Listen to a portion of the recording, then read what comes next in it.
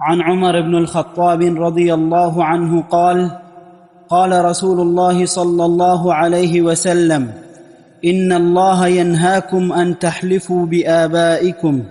ولمسلم فمن كان حالفا فليحلف بالله أو ليصمت. وفي رواية قال عمر فوالله ما حلفت بها منذ سمعت رسول الله صلى الله عليه وسلم ينهى عنها ذاكرا ولا آثرا، يعني حاكيا عن غيري أنه حلف بها. اس حدیث کا مضمون یہ ہے کہ قسم کس کی کھانی چاہیے. دیکھیں قسم جو ہے یہ بھی ایک عبادت ہے. قسم میں دو چیزیں ہیں، ایک تو کوئی آپ بات کرنا چاہیں تو اس کی تاکید کے لیے، اور دوسرا جس کی قسم کھانی ہے اس کی تعظیم مقصود ہوتی، اور تعظیم کا مستحق کون ہے؟ اللہ رب العزت. لہذا عقیدہ کیا ہونا چاہیے کہ اللہ تعالیٰ ہی ہر قسم کی تعظیم کا مستحق ہے، تو قسم بھی اسی کی کھائی جائے. اس عقیدے کے ساتھ جب قسم کھاؤ گے کسی بات کو موقت اور پختہ کرنے کے لیے، تو یقیناً یہ توحید کا عقیدہ عبادت شمار ہوگا.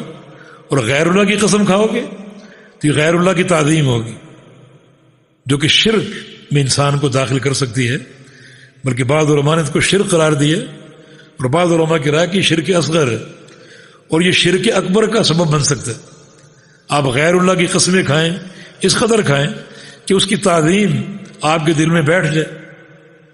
وہ تعظیم جو اللہ کا حق ہے، وہ تعظیم آپ اس کو دینا شروع کر دیں تو پھر شرک اکبر ہو جائے گا.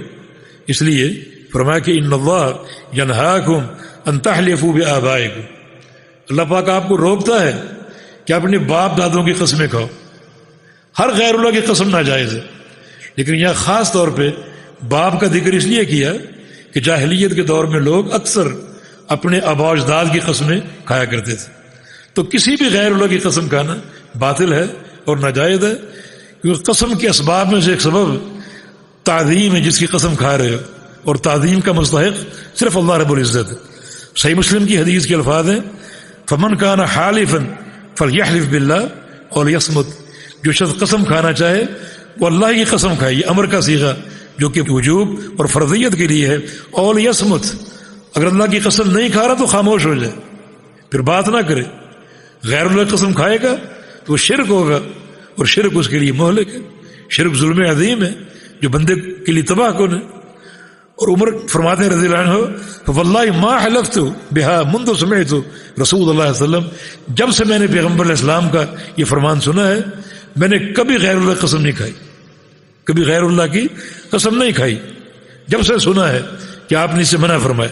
ذاکرم ولا آثرا، نہ کبھی خود قسم کھائی، نہ کسی کی قسم کو نقل کیا، کسی کی قسم کی حکایت کی.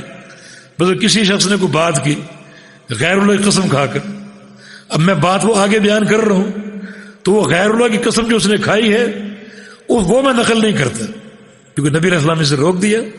تو نہ میں نے خود اپنی بات غیر اللہ کی قسم سے بیان کی ہے، اور نہ کسی اور کی جو غیر اللہ کی قسم ہے اس کی حکایت کی ہے، بلکہ میری زبان پر کبھی اس حدیث کو سن لینے کے بعد غیر اللہ کی قسم جو ہے وہ نہیں آئی. جب بھی قسم کھائی اللہ تعالیٰ کی قسم کھائی، اور یہ عین توحید ہے. اور ایک حدیث میں الفاظ ہیں من حلف بغیر اللہ فقد کفر او اشرک. بڑی تغلیظ ہے، جو قسم کھائے غیر اللہ کی اس نے کفر کیا، اور ایک حدیث میں اس نے شرک کیا. تو یہ کفر بھی ہو سکتا ہے، شرک بھی ہو سکتا ہے. شرک تو واضح ہے کہ اس نے غیر اللہ کی تعظیم کی، جو تعظیم اللہ کا حق ہے. شرک ہو گیا، آپ نے تعظیم میں غیر اللہ کو اللہ کا شریک کر لیا. جیسے محبت میں غیر اللہ کو اللہ کا شریک کرنا شرک ہے، توکل میں غیر اللہ کو اللہ کا شریک کرنا شرک ہے. اس طرح تعظیم میں بھی غیر اللہ کو اللہ کے شریک کرنا یہ شرک ہے. کفر کیسے؟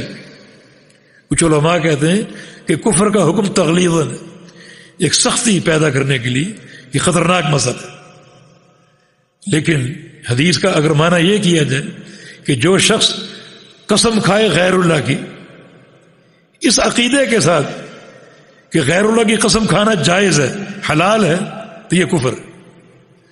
اگر قسم کھا لی، عقیدہ یہ نہیں ہے کہ یہ قسم حلال ہے غیر اللہ کی، عقیدہ یہ نہیں ہے، پھر یہ کفر نہیں۔ اسے کہتے ہیں استحلال معصیت، کہ بندہ ایک گناہ کرے اور گناہ کو حلال سمجھ کر کرے، یہ ڈبل گناہ ہے۔ گناہ اگر کر لے تو وہ گناہ ہے، لیکن گناہ کو حلال سمجھے تو یہ شریعت سازی، یہ کفر۔